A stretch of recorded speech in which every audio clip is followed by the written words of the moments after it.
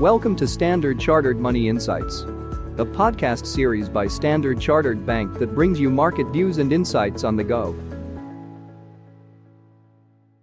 Hello and welcome to the latest episode of InvesTips from the CIO's desk. Today I want to talk about a key investment vehicle, mutual funds. In theory, investing is simple, but in practice it's complicated. Meanwhile, we know that starting your investment journey early has very significant benefits due to the power of compounding. Therefore, reducing the degrees of complexity, if it allows you to start investing earlier, can be hugely beneficial, and this is where mutual funds can come in. Instead of worrying about which individual stocks and bonds to invest in, a mutual fund helps you build a diversified portfolio quickly and easily, which reduces the risks of picking the wrong stock or bond, which can set you back on your investment journey. So how does a mutual fund work? Well, effectively, a mutual fund pools money from a wide array of investors and uses that money to pick a diversified set of investments. This means the performance of any individual stock or bond will have a limited impact on the performance of the overall fund and the value of your investment. Naturally, this means the fluctuations of the fund will be much lower than for an individual stock.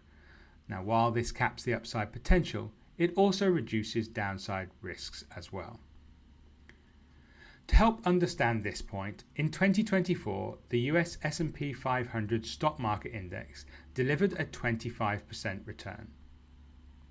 Looking at the 500 stocks that make up that index, around 30% delivered negative returns, and only a similar percentage actually outperformed the index. What this means is that if you picked an individual stock randomly, you had a 30% probability of losing money, despite it being a very strong year for the market as a whole, and a 70% probability of actually underperforming the index itself. This illustrates the benefits of having significant diversification when it comes to stock investing. When you invest in a mutual fund, you effectively buy units of the fund, hence they're also called unit trusts. Normally the fund will be open-ended, which just means that they issue new units when somebody invests and then retire the units when the investor sells. Now, mutual funds cover different asset classes. For instance, you can have an equity mutual fund that only invests in publicly listed stocks, or a bond mutual fund which solely invests in bonds from governments, quasi-government, or companies. There are also funds that invest in both bonds and stock to make diversification even easier. And there are also solutions-based funds, for instance, to deliver a target income level or automatically rebalance towards bonds and away from stocks as you approach retirement. One common way to invest in mutual funds is via dollar cost averaging via a regular savings plan or a systematic investment plan. This basically means you invest regularly in the fund or range of funds in order to take advantage of market volatility. Given you have a fixed investment amount, you buy less units when the market goes up and more when it goes down. And this, together with compounding, is a very useful tool to build significant wealth.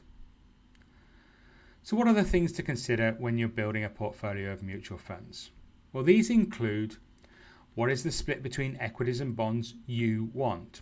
60% equity and 40% bonds is a popular split, but it's really up to you. The higher the allocation to equities, the better the long-term returns, but also the greater the volatility of the portfolio. Second, ensuring geographic diversification of your investments. You don't want to be excessively focused on any individual market, even your home market. Third, the quality of the funds being considered. What is the reputation of the fund house that has the fund?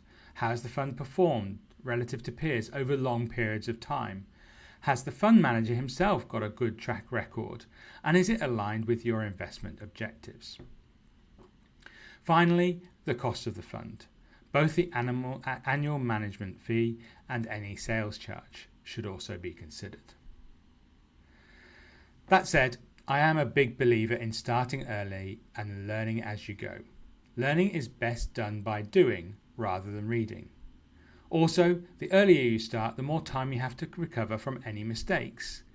Therefore, in my view, being approximately right early is better than trying for perfection, which will never be achieved in any case, and delaying for years while you try to figure things out. Thank you so much for joining us today. I hope you now understand how mutual funds can help build the foundation of a diversified portfolio. Next time out, we'll discuss equity mutual funds in more detail. Until then, take care. Thank you for listening to Standard Chartered Money Insights, a podcast series by Standard Chartered Bank. For more details, visit Market Views on the Go on our website or click the link in the description.